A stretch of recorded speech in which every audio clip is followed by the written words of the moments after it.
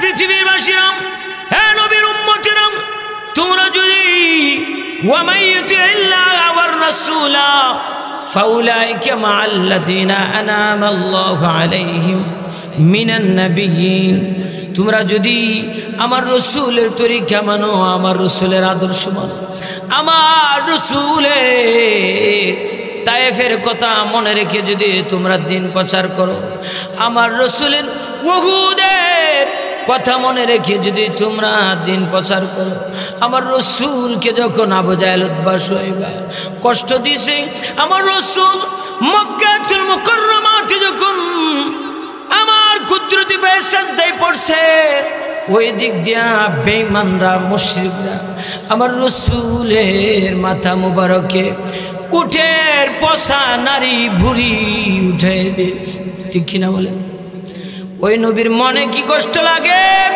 উম্মত যদি দিন থেকে চলে যদি যায়, ইসলামের থেকে যদি বাইর হয়ে যায়, মুসলমান দৌলতপুরের ভাইয়েরা আমার মনে রাখেন গো, শুভ বিবাহের কাজটা যখন শুরু করে এর আগে ওই ঠিক করে যে গান বাজনা কিভাবে করা যায়, ঠিক না? গান বাদ্য কিভাবে করা যায়, সুন্নত জিনিস, ফরজ জিনিস, ইবাদতের জিনিস, হালাল জিনিস থেকে প্রথমেই শুরু করে উম্মতেরা, নবীর উম্মতেরা প্রথমেই শুরু করে গান বাজনা হারাম দিয়ে, ঠিক কিনা গো? নবীর মনে কষ্ট লাগবে কিনা এবার আপনি আর আমি বলেন। এ ভাইরা আমার, ফজর চলে যায়, আসর চলে যায়, জোহর চলে যায়, মাগরিব চলে যায়, ইশার চলে যায়, তাহাজ্জুদের কথা তো বাদই দিলাম, তাহাজ্জুদের কথা বাদ দিলাম, আওয়াবিনের কথা বাদ দিলাম। উম্মত এই সময়ে তো কোনো খেয়াল থাকে না, এরকম ভাবে এক একভাবে আল্লাহর বিধানগুলা মানুষ দূরে সরে রাখে। এবার বলেন দেখিনি নবীর মনে কষ্ট লাগবে কিনা? স্বয়ং মহান রব্বুল আলামিনের মনে কষ্ট লাগবে, অন্তরে চায় নাই? রাহমাতুল লিল আলামিনের মা উম্মাতুল মুমিনিন, যে দিন আমার রসুল তার উধরে চলে আসছে, শরীরের মধ্যে মেশকে আম্বরের সে আরো সুঘ্রাণ। আবু তালেব বলেন, গোড়ের ভিতরে এত সুগন্ধি কি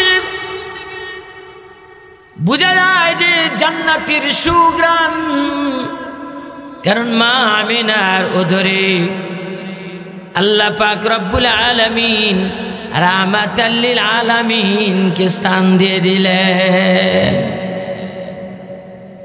উস্তাদ বাবরা, যে কথা বলতেছিলাম শুধু তাই নয়, সংক্ষেপে আপনাদের সামনে এই কথাটা বলতে চাই।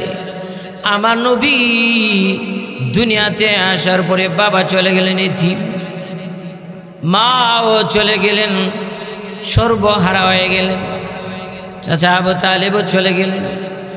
উম্মাতুল মুমিনিন যার জন্য রাহমাতুল লিল আলামিনের জন্য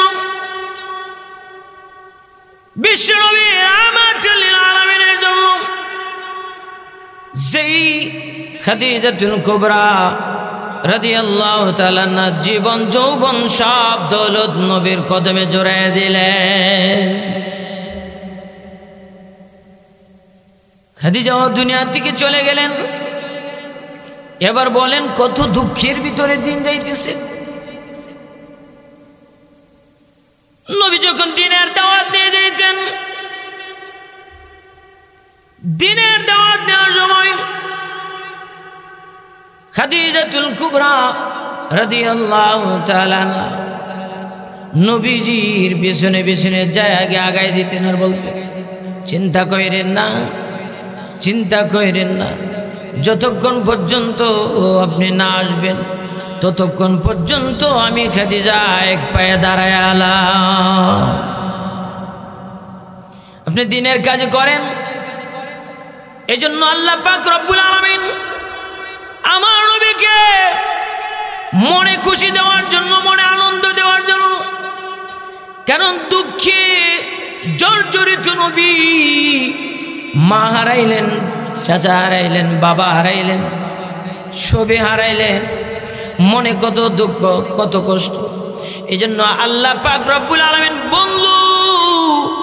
বন্ধুকে মহব্বতের সময় মহাব্বতে কোন সময় ডাকছে, ইয়া আইয়ুহাল মুদ্দাসসির, ইয়া আইয়ুহাল মুজাম্মিল। কমলিওয়ালা নবী, চাদরওয়ালা নবী মহব্বতে ডাক দিছেন। কেন ডাক দিলেন? এই জন্য ডাক দিছেন আমার হাবিবের মন যাতে কোনো সময় ক্ষুণ্ণ না হয়, মন যাতে বিগ্রায় না, মন যাতে কষ্ট না নেয়। এই উম্মত যদি নবীর তরিকা যদি না মানে, নবীর আদর্শ যদি না মানে, ওই নবীর কলিজায় কত আঘাত লাগে বলে, লাগে না? মা বাপে কয় না, পুত্রী ফুত তুই এই কামটা করিস না, বাজান তুই এই কামটা করলে আমার মনে বড় কষ্ট লাগে, ঠিক না? তুই এই মুখ কাজটা করিস না, বাজান যাও এবার হয়েছে, তুই আয় ওই বাড়ির হে নাগারছে বাগারছি এর সাথে আর যাস না বাজান, আমার বংশের একটা মান ইজ্জত আছে, আমার একটা মান সম্মান আছে, কয় কি না? বাবা তুমি লেখাপড়ার বন্ধ, আমার ভাল লাগবো, তোমার লাগে এর সে কত উত্তম ফ্যামিলি বয়েছে, আল্লাহ মিলাই দিব। এই দিক দিয়ে মনে কষ্ট হয় না? ঠিক তদ্রুপভাবে উম্মত যদি রাসূলের তরিকা থেকে বাইরে যায়, উম্মত যদি রাসূলের সুন্নত তরিকায় এই দাড়ি মুবারকে দাড়িতে যখন উম্মত যখন দাড়িতে খুর লাগায়, নবীর মনে কষ্ট আসবে কিনা বলে? আল্লাহর বিধান যদি না মানে, তাহলে আল্লাহর বিধান না মানার কারণে মনে কষ্ট আসবে কিনা? এই জন্য আল্লাহ পাক রব্বুল আলামিন বলেন, ওয়া মান ইউতিল্লাহ ওয়ার রাসূল ফাউলাইকা মাআল্লাযীনা আনআমা আল্লাহু আলাইহিম মিনান নাবিয়্যিনা ওয়াস-সিদ্দীকিনা ওয়াশ-শুহাদা'i ওয়াস-সালিহিন।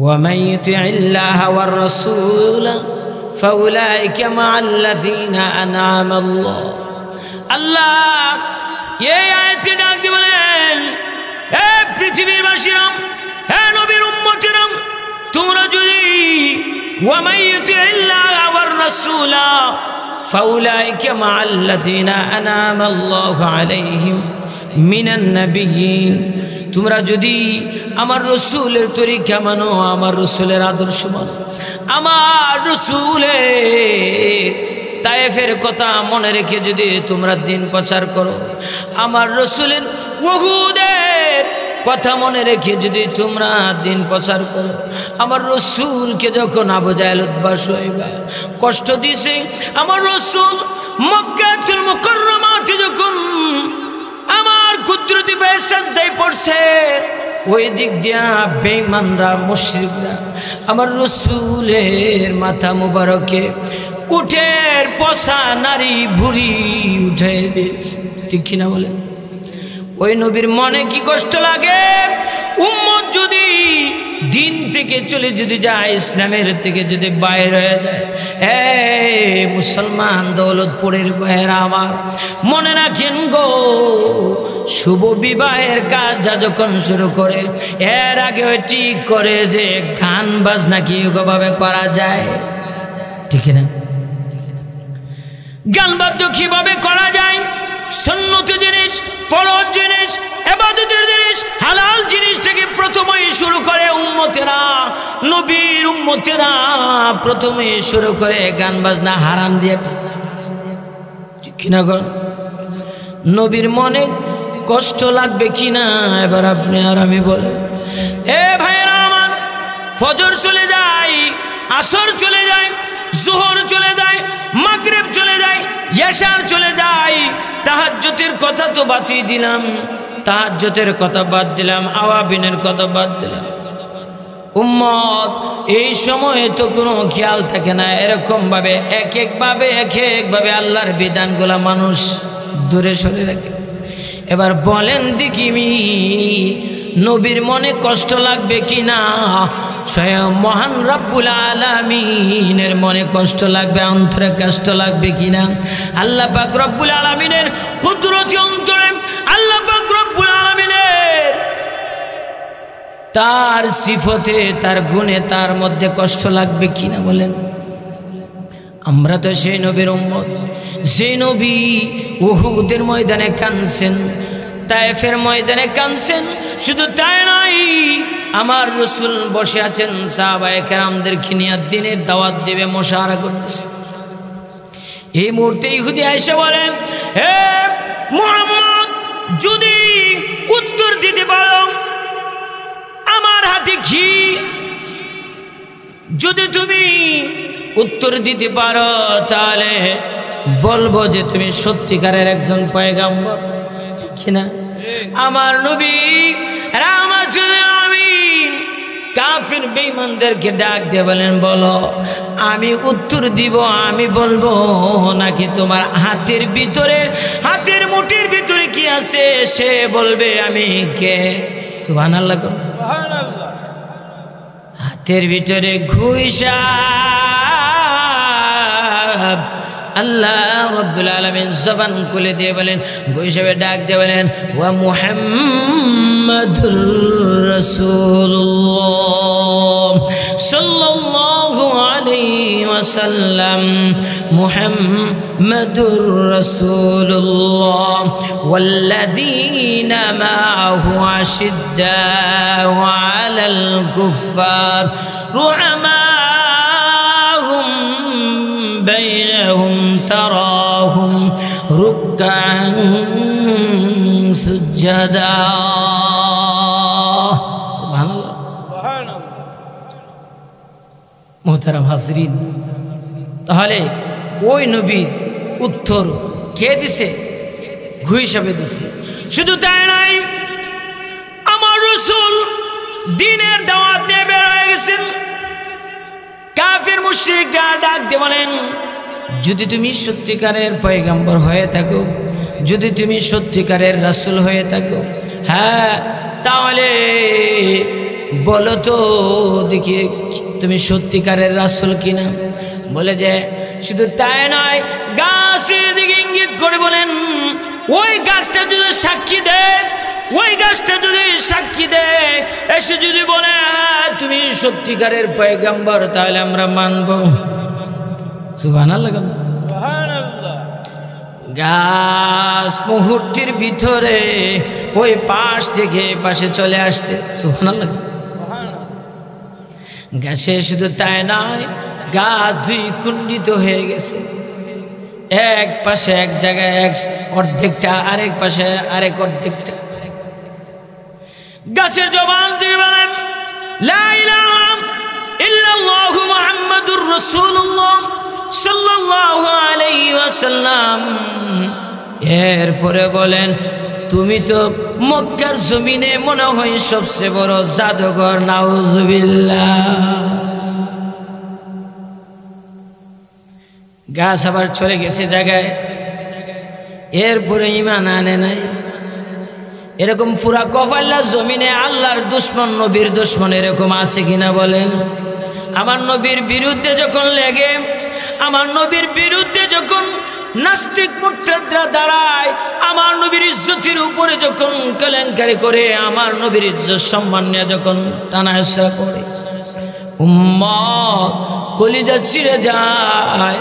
আমরা কি ধরনের উম্মত হইলাম?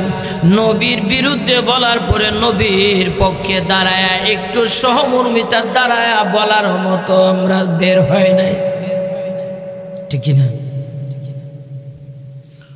ওই নবী তো একদিন বলবেন, সুকান সুকান লিমান গায়রা মিন বাদি।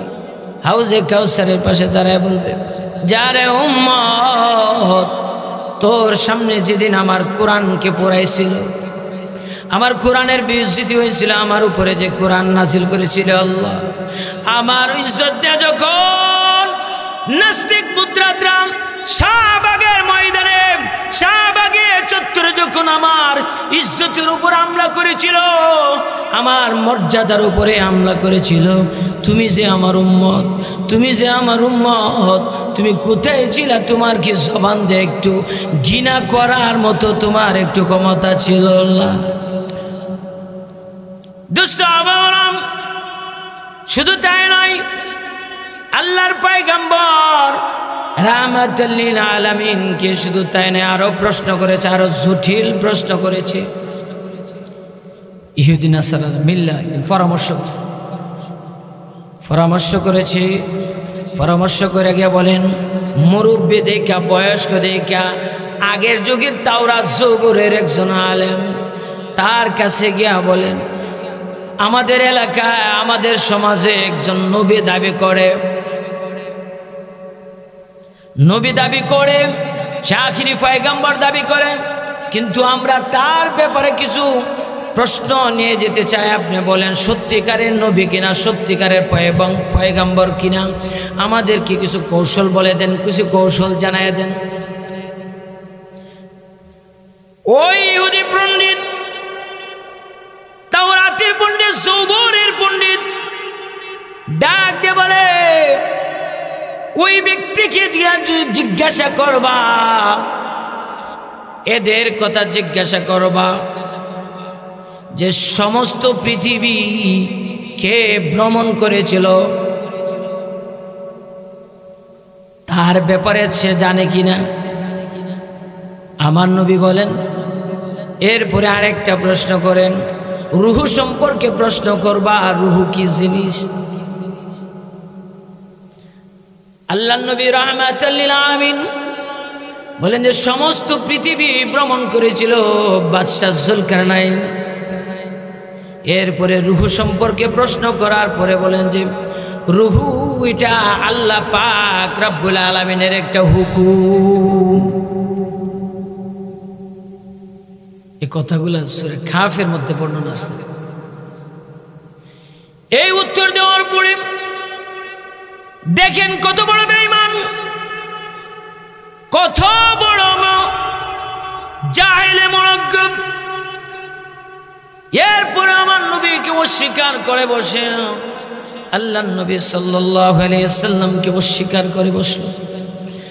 এ দোস্ত বাবরা, এই কষ্টগুলা, একের পর এক কষ্টগুলা, এই শুধু নাই, আমার নবী দিনের পথে দিয়ে চলে যায়।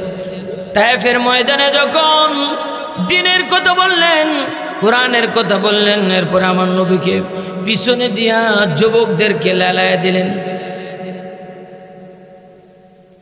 আমার নবীকে আল্লাহ পাক রব্বুল আলামিন ডাক দিয়ে বলেন, জিবরাইলকে পাঠাইলেন, ওগো আমার হাবিব, ওগো আমার হাবিব,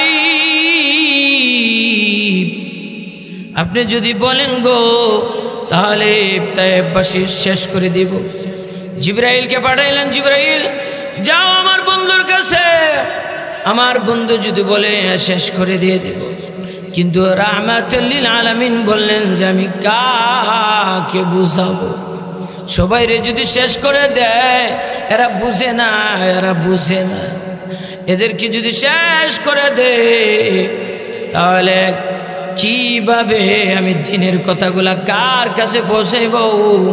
এরা যদি না পৌঁছে, আনেওয়ালা যারা আসবে তারা তো পৌঁছবে, তারা তো পাইবে, তাদের কাছে তো পৌঁছানো যাবে।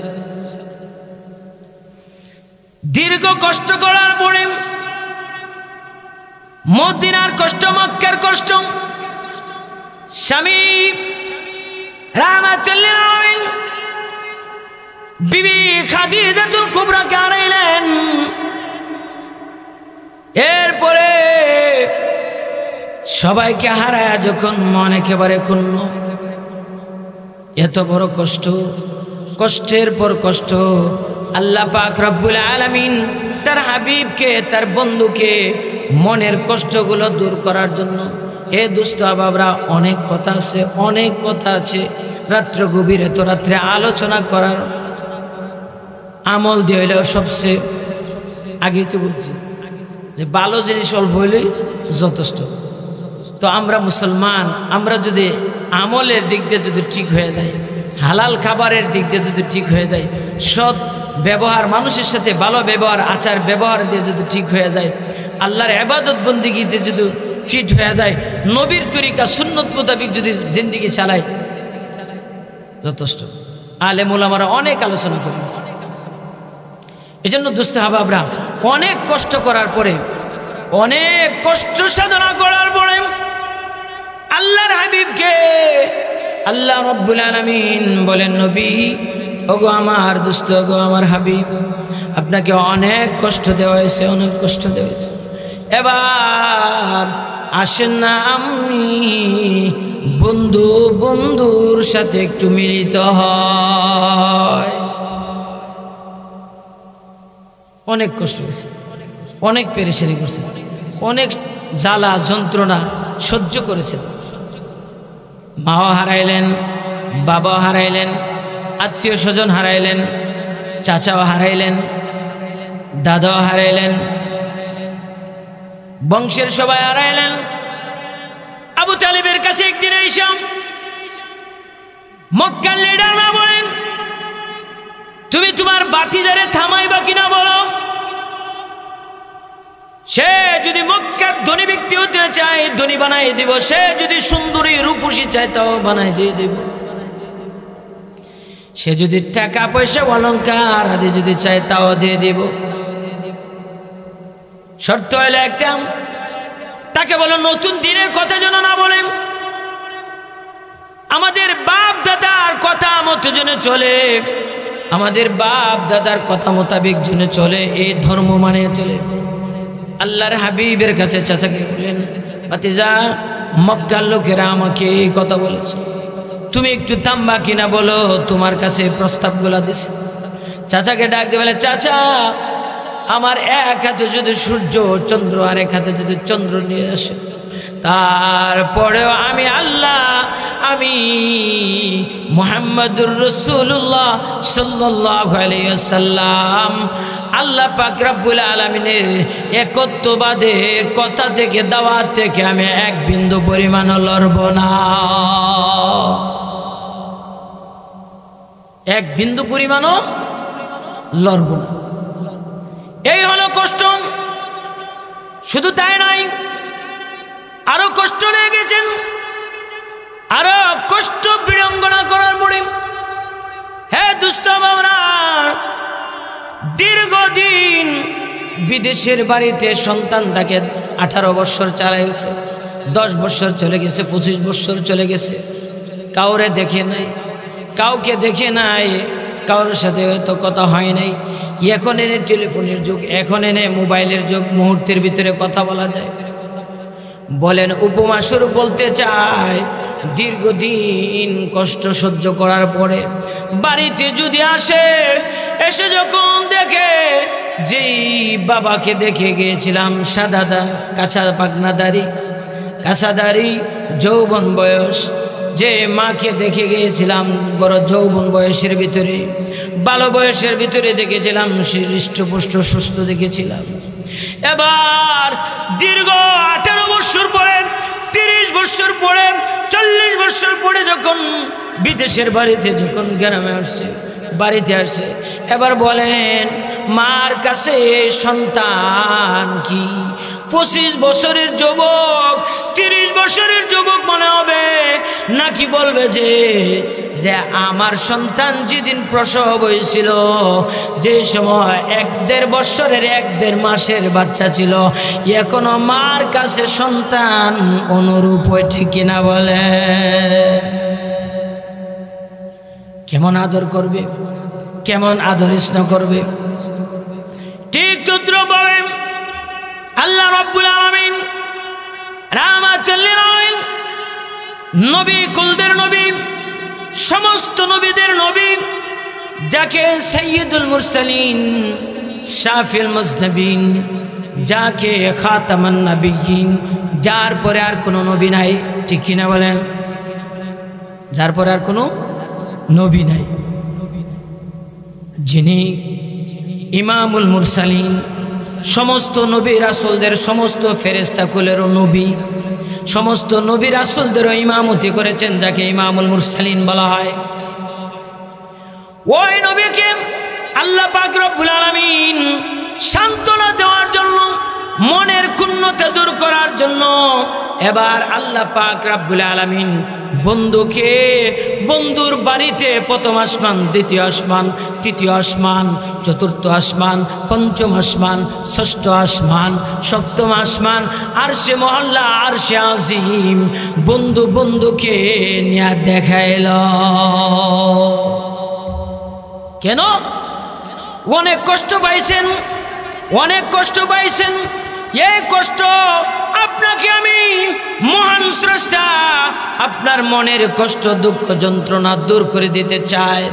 এবার বন্ধুকে ডাক দিয়ে বলেন, কোরআনে কারীমে সূরা বনী ইসরাঈলে আল্লাহ পাক রব্বুল আলামিন ডাক দিয়ে বলেন, সুবহানাল্লাযী আসরা বিআবদিহি লাইলাম মিনাল মাসজিদিল হারাম ইলাল মাসজিদিল আকসা আল্লাযী বারাকনা হাওলাহু লিনুরিয়াহু মিন আয়াতিনা ইন্নাহু হুয়াস সামিউল বাসীর। মোহতারাম হাজিরিন, শেষ করে দেব 2 মিনিট। এই কথা এই আয়াতে কারিমা নাজিল করে দেখ দিয়ে বলেন, সুবহানাল্লাযী আসরা বিআবদিহি। নবী গো, আপনাকে আমি হিজরত করালাম, মেরাজ করালাম, বাইতুল্লাহ থেকে হাতিমে কাবা থেকে ডাক দেয়া আমার রাসূলকে বাইতুল মুকাদ্দাসে নিলেন। এর ভিতরে আল্লাহ পাক রব্বুল আলামিন লিনুরিয়াহু মিন আয়াতিনা, আল্লাহ পাক রব্বুল আলামিন অনেক নিদর্শন দেখাইলেন, অনেক অলৌকিকতা দেখাইলেন। মক্কার চতুর্দিকে আল্লাহ পাক রব্বুল ইজ্জত বরকতের অনেক বর্ণনা রয়ে গেছেন, অনেক কিছু দেখাইলেন। এরপরে আল্লাহ পাক জান্নাত জাহান্নাম দেখাইলেন, উম্মতদেরকে দেখাইলেন। এক এক নবীগণের সাথে সাক্ষাৎ হয়েছে। এরপরে আরশে আজিম কলমের জগৎ দেখাইলেন, শরীফুল আকলাম। এরপরে সিদরাতুল মুনতাহা দেখাইলেন, বড়ই বৃক্ষের জায়গা দেখাইলেন, বাইতুল্লাহ। এরপরে বাইতুল মামুর দেখাইলেন, আরশে আজিম দেখাইলেন। আল্লাহ পাক রব্বুল আলামিনের সাথে, আল্লাহ পাক রব্বুল আলামিনের সাথে তার হাবিব কাছাকাছি বসে কথা বলেছে। সুবহানাল্লাহ। এজন্য মোহতারাম হাজরিন, জান্নাতের ভিতরে দেখাইলেন, সুদখোরের অবস্থা দেখাইলেন, জিনাখোরের অবস্থা দেখাইলেন, বাটপারদের অবস্থা দেখাইলেন, বেঈমানদের অবস্থা দেখাইলেন, এক এক অবস্থা দেখাইলেন। এরপরে বলেন, হাবিব আপনাকে আমি 5 ওয়াক্তের নামাজ দিলাম। দিছেন কত ওয়াক্ত? 50 ওয়াক্ত, কমতে কমতে 5 ওয়াক্ত। এরপরে শুধু বলেন, শুধু তাই নাই হাবিব আমার, আপনাকে আমি যে ইজ্জত দিয়েছি, যে সূরা দিয়েছি, সূরাতুল ফাতিহা আমি আদম নবীকে দেই নাই, ঈসা রুহুল্লাহকে দেই নাই, মুসা কালিমুল্লাহকে দেই নাই, ইব্রাহিম পয়গম্বরকে আমি দেই নাই। আমি আপনাকে আমার হাবিবুল্লাহ, আপনি আমার দোস্ত, আপনাকে আমি সূরাতুল ফাতিহা এককভাবে দিলাম। মোহতারাম হাজরিন, শুধু তাই নয়, এরপরে বলেন আপনাকে আমি আরো 8টা বিষয় দিলাম। আপনার উম্মতকে দিলাম, ইসলাম দিলাম, মুসলমানের উপাধি দিলাম, ইসলাম নামক উপাধি দিলাম। শুধু তাই নয়, নামাজ দিলাম, রোজা দিলাম, তাসবিহ তাহলিল দিলাম। শুধু তাই নয়, সৎ কাজের আদেশ, অসৎ কাজের নির্দেশ দিলাম। এরকম ভাবে 8টা বিষয়ের কথা বলেন। শুধু তাই নয়, বলেন হাবিব আমার, আপনাকে আমি সূরাতুল বাকারার শেষ 2 আয়াত দিলাম। সুবহানাল্লাহ। আমানার রাসূলু বিমা উনজিলা ইলাইহি মির রাব্বিহি কুল্লুন আমানা বিল্লাহি ওয়া মালাইকাতিহি ওয়া কুতুবিহি ওয়া রুসুলিহি। সুবহানাল্লাহ, সুবহানাল্লাহ। এজন্য মুহতারাম হাজরিন, আমাদের ইজ্জত অনেক দামি। আমরা কোন নবীর উম্মত? আখিরি পয়গম্বরের। সুতরাং আমাদের নবীর যেরকম ইজ্জত সম্মান, সমস্ত সৃষ্টির শ্রেষ্ঠত্ব যাকে মর্যাদা দিয়েছে, যাকে বলেছেন ইন্নাকা আলা খুলুকিন আযীম, America, Britain, France, London, German, যত ধরনের গায়ক গায়িকা আছে, যত ধরনের উচ্চ পদস্থ মন্ত্রী ম্যাজিস্ট্রেট থাকুক না কেন, সবার সে পৃথিবীর শ্রেষ্ঠতম মর্যাদা, মাখলুকাতের সমস্ত সৃষ্টির শ্রেষ্ঠ মর্যাদা আমি আল্লাহ আপনাকে দিয়ে দিলাম। সুবহানাল্লাহ। এরপরে শুধু তাই নয়, আপনার উম্মতকে আমি আরো সমস্ত নবীর উম্মতের সে মর্যাদা আমি বাড়াই দিয়ে দিছি। সুবহানাল্লাহ। এই জন্য মুহতারাম হাজরিন, রাত্র অনেক হয়েছে, এত রাতে আলোচনা, এখন যদি কিছু কথা না হইতে বইল আবার গেল। এই জন্য আরেকটি সবক আপনাদের কাছে আমার দুইটি কথা রাখতে চাই, তিনটি কথা আমি রাখতে চাই। আবেদন নিবেদন থাকবো আমার মা বোনরা যারা শুনতেছেন, আমার ভাই বেরাদর যারা শুনতেছেন, তিনটা আবেদনের ভিতরে একটা আবেদন হলো যে আমরা সৎ পথে চলার চেষ্টা করব। ইবাদত কবুলের পূর্ব শর্ত হইল হালাল রিজিক। 2 নম্বর কথা হলো আল্লাহর ইবাদত, 5 ওয়াক্তের নামাজ আমরা যথাযথভাবে আদায় করার চেষ্টা করব। 5 ওয়াক্তের নামাজ জামাতের সাথে আদায় করার চেষ্টা করব। তৃতীয় নম্বর কথা হলো ইবাদত করতে গিয়া, আল্লাহর ইবাদত বندگی করতে গিয়া আমাদের দ্বারা যেন কোনো শিরিক গুনাহ না। কয়টা বিষয় কইলাম? 3টা বিষয় কইলাম। কারণ ইবাদতের জন্য হালাল রিজিক, ইবাদত কবুল হওয়ার জন্য হালাল শর্ত। এই জন্য কেন যে আমরা আজকে প্রতিযোগিতায় নামে গেছি সুদে ঘুষের ব্যাপারে। ইয়াউমা লা ইয়ানফাউ মালু ওয়ালা বানু ইল্লা মান আতাল্লাহ বিকলবিন সালিম। ইয়াউমা লা ইয়ানফাউ মালু ওয়ালা বানু ইল্লা মান আতাল্লাহ বিকলবিন সালিম। আল্লাহ রাব্বুল আলামিন বলেন, অন্তরে শান্তি আসবে না, সন্তান দিয়েও শান্তি আসবে না, সম্পদ দিয়েও শান্তি আসবে না।